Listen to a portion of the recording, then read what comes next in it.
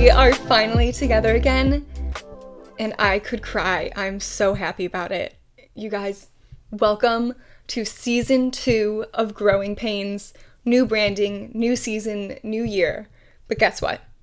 It's the same us, just with new opportunities every day to get better and to grow into the person that we intend on becoming. I'm so proud of you for making it through 2022, which honestly, it was a good year, but it definitely was not my favorite.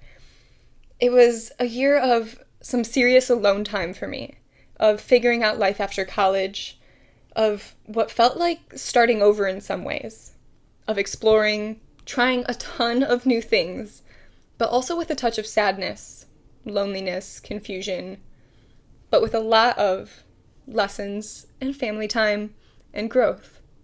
I hope that your 2022, even if it wasn't the absolute best year of your life, was something that taught you how you could move forward or taught you a little bit more about what it is that you want this next year to hold for you. This year, I think, though, this 2023, I think it's got something magic in it. I do. This year's has been off to an incredible start.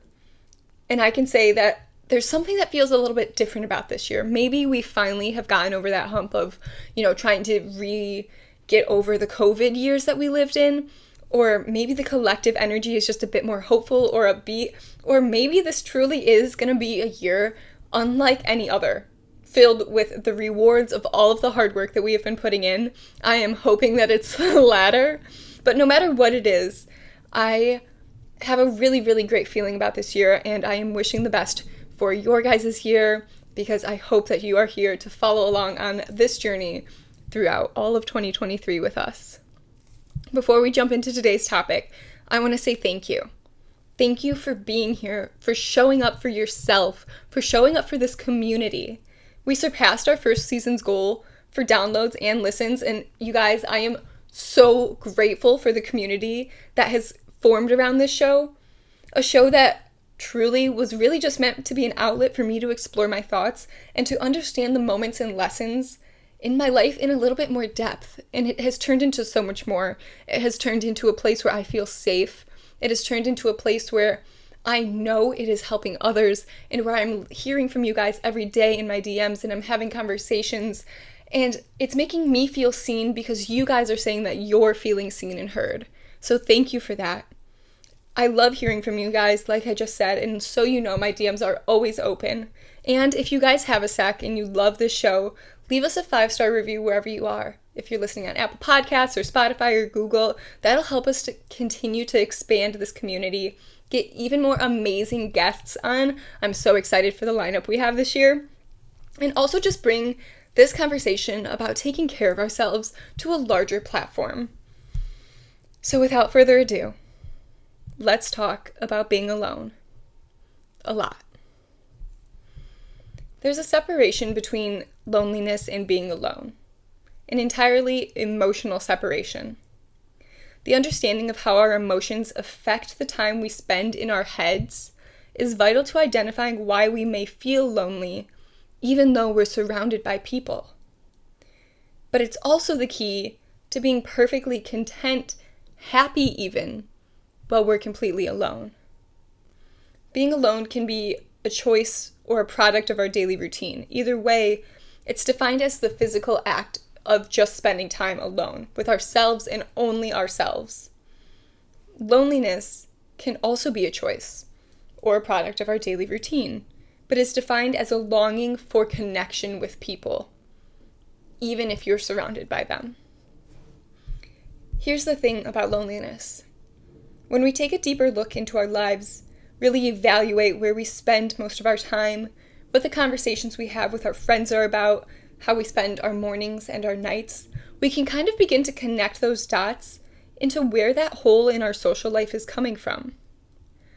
But at the same time, we choose to stay lonely because the steps it would take to obtain that true connection that aligns with who we are is going to take work.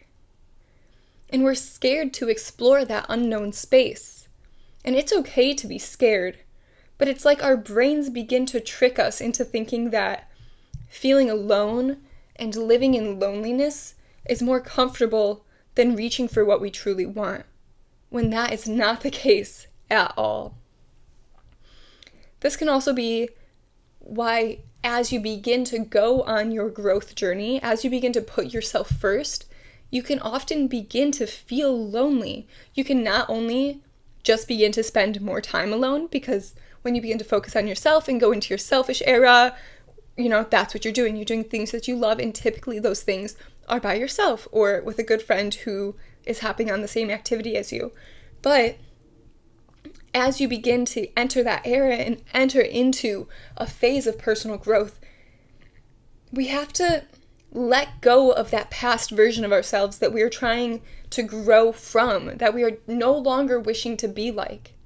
And as we begin to move into this new space, this new unknown space, away from that feeling of loneliness, we are going to become, it sounds ironic, but we are going to become a little bit more alone. Because we're also leaving behind the people and the places that were associated with that past version of ourselves. So while yes, we were hanging out with all these people, even though they weren't filling up our social connection, we still felt as if we had a void.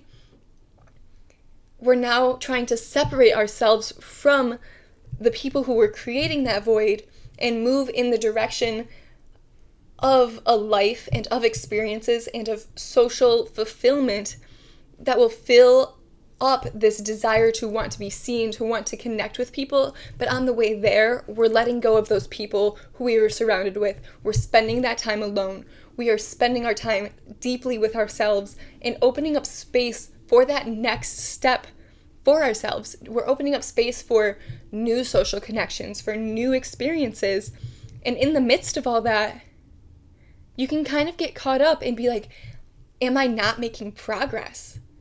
I felt lonely when I was surrounded by people, and I still feel lonely now that I have started to make small steps towards separating myself from those environments. What am I doing wrong? Am I just a lonely person? Do people not connect with me? Am I just not a good friend? You can begin to have all of these negative thoughts about why this feeling is staying consistent as you're going on your growth journey, when in reality, it's just a sign that you are on the right path. It's a shitty sign. Let me tell you, it's a shitty sign, but it's a sign. And as we begin to move forward, we have to make sure that we are non-judgmentally letting go of those past people and those past places and those past experiences. We can't judge those people for who they were or what they were in our lives. We can't judge the places we put ourselves. We can't judge who we used to be when we were around them. In order to move forward from that past life and no longer have any strings attached and no longer feel as if they are still clinging to some parts of us, we have to create the boundary, create the judgment-free, peaceful boundary of separation, and just understand that what you are doing and the time that you are taking is no harm, no foul, no hard feelings towards anybody.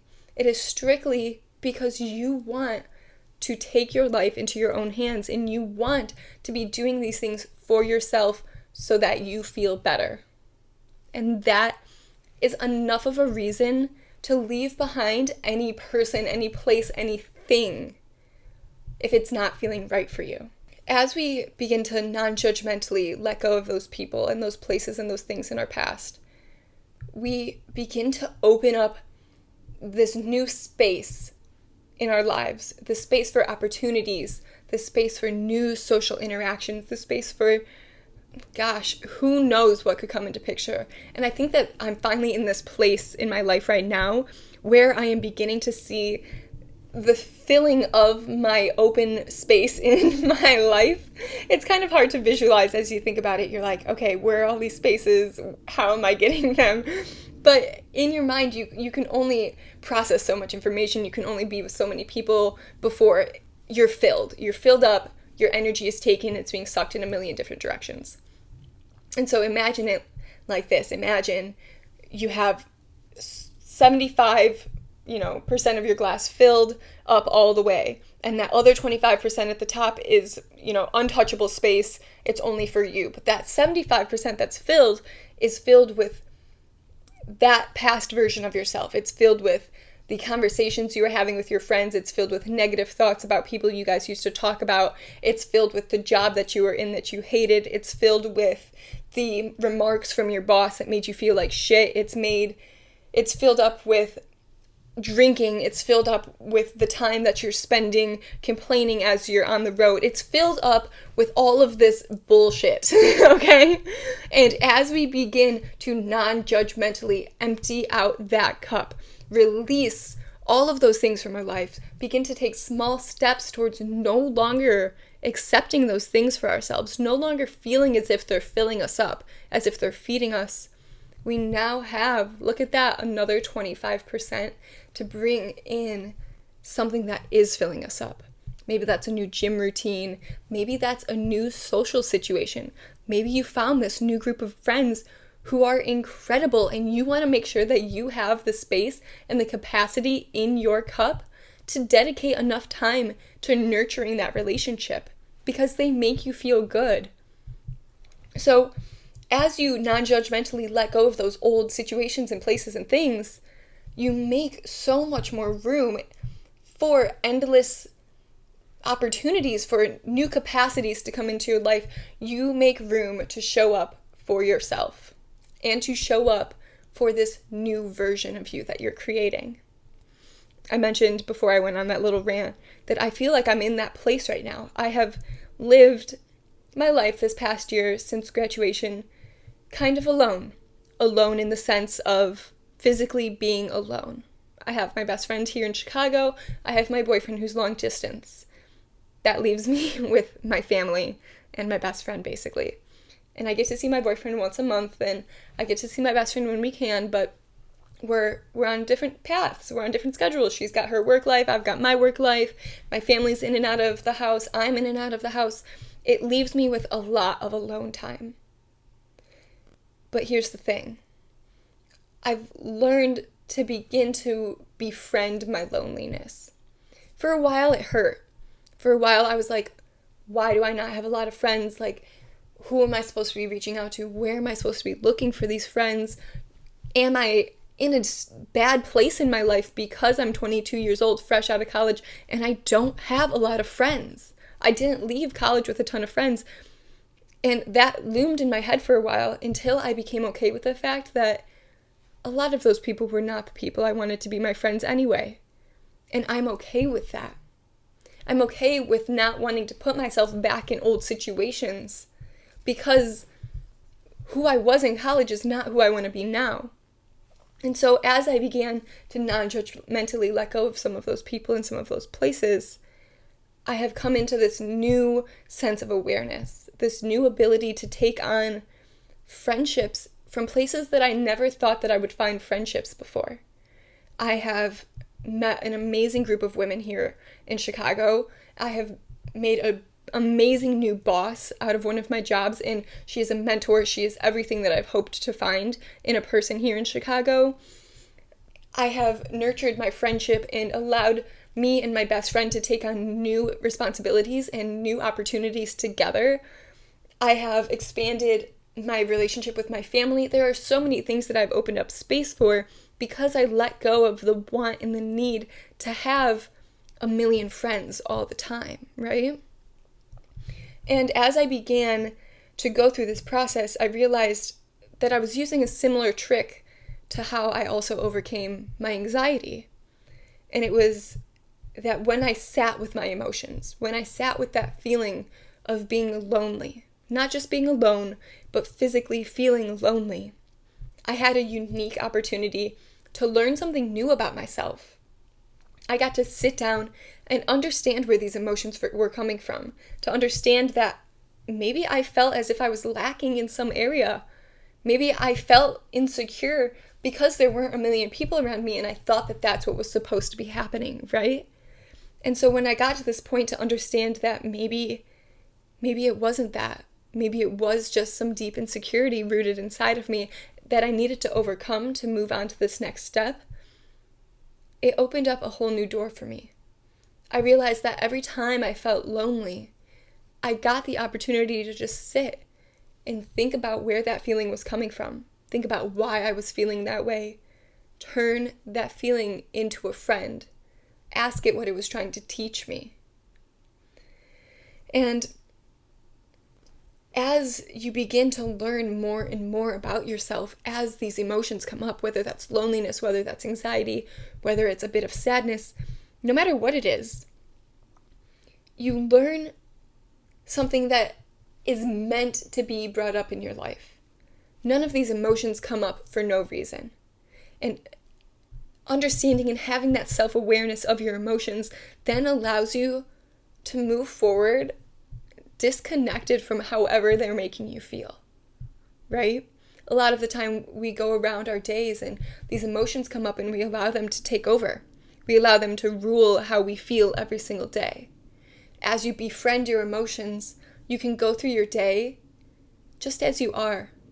You can go through your day in peace, not feeling as if your emotions are pulling you this way and your job is pulling you this way and your family is pulling you this way.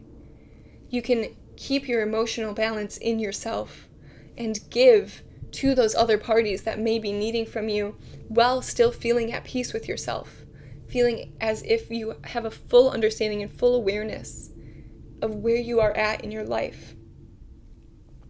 And that's why, even though I've spent this past year pretty alone, I haven't often felt lonely. Like I said, I had that bit of time where I was judging myself, but after that and after I've released it, I mean, my best days are spent all alone, if I'm being honest. I could tell you, and I will tell you, a whole day in the life of my favorite times that I'm alone, of my favorite things to do, of my favorite new hobbies to explore. And I think that that's the wondrous thing about the time that we get to have alone, is that we get to turn our alone time into self-care. Once we've conquered the feeling of loneliness and we truly just accept our alone time for what it is, we can dive into those new projects that we want to do, right? So maybe I wasn't feeling fulfilled where I was because I knew I wanted to add video to my podcast, right? I knew I wanted to make sure I had an amazing season 2, and so I wanted to dedicate this time to it. And now I have that time. And I'm feeling amazing. I'm sitting here alone. You can watch me on YouTube. You're listening to me right now. I am sitting here alone, having the time of my life because I am putting forth my time into something that is filling me up. I'm putting my time into all of you. I am nurturing myself while also giving to a community that gives back to me. And that feels amazing. And so as we begin to turn our alone time into self-care, this could be, like I said, podcasting. It could be exploring a new hobby. It could be dancing. It could be working out. I don't know. What is it that you want to spend more time on? What have you been thinking about adding into your life recently? Just ask yourself, I guess, right now. And let that be what you begin to spend your alone time doing.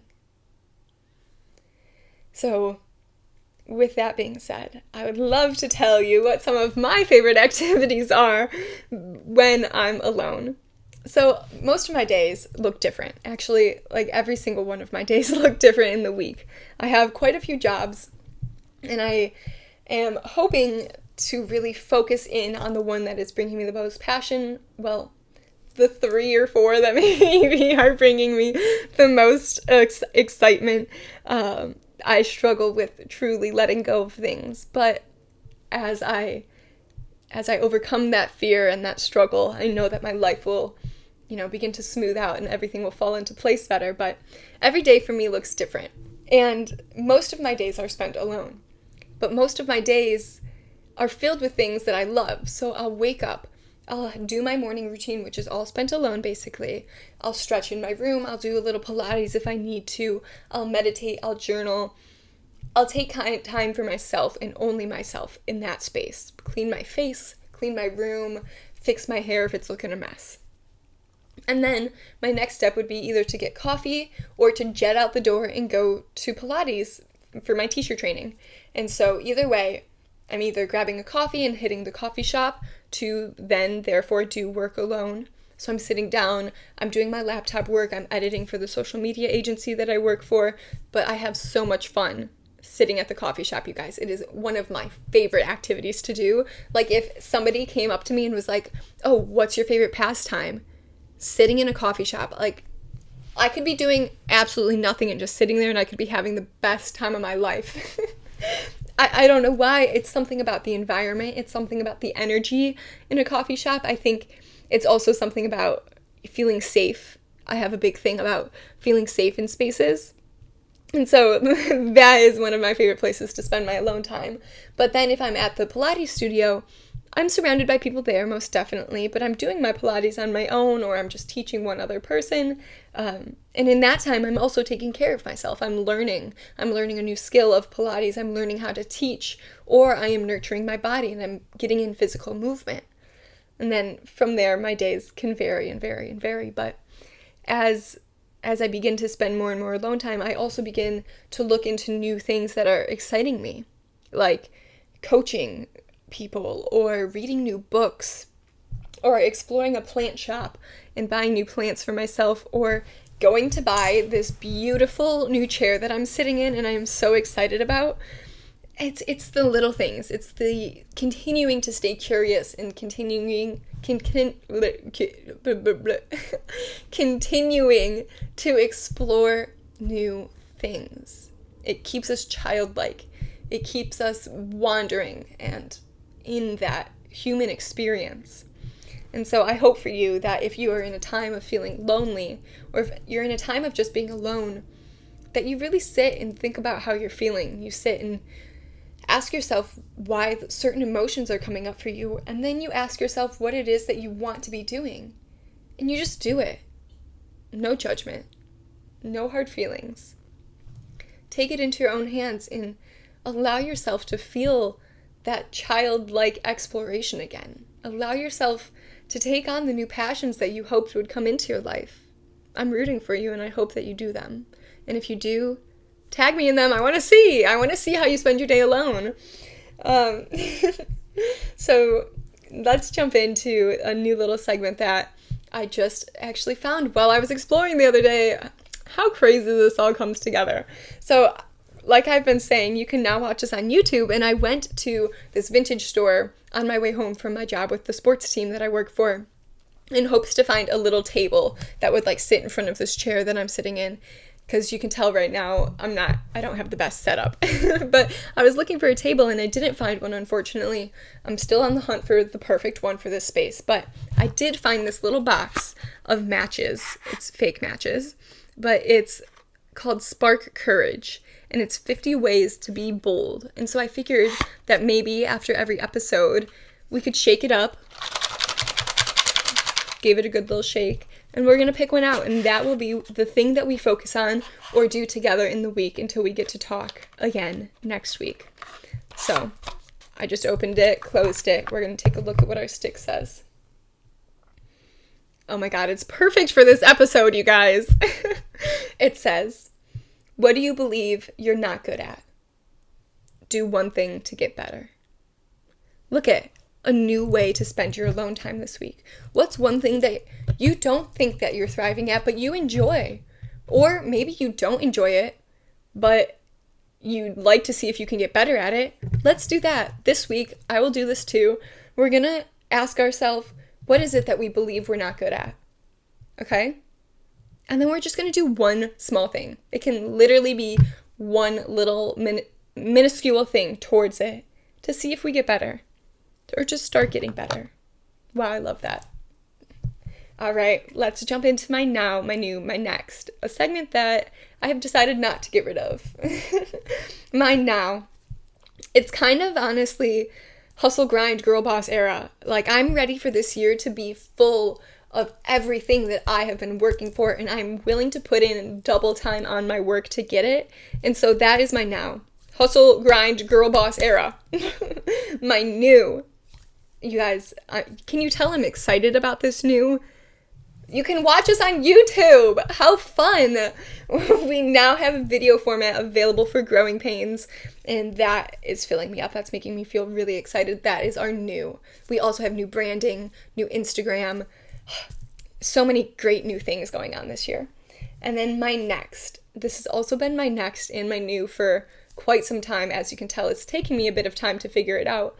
But it's taking both my hard work, the whole, this is my time to make huge strides, and I value taking care of myself time together and finding a balance between work, and peace, calm. What is it that I need? Where can I improve my life? Where can I focus on things that are maybe getting neglected in the time that I'm working so much? So, without further ado, oh my goodness, I feel like we just sped through that episode. I think I speed talked. I was just so excited, you guys.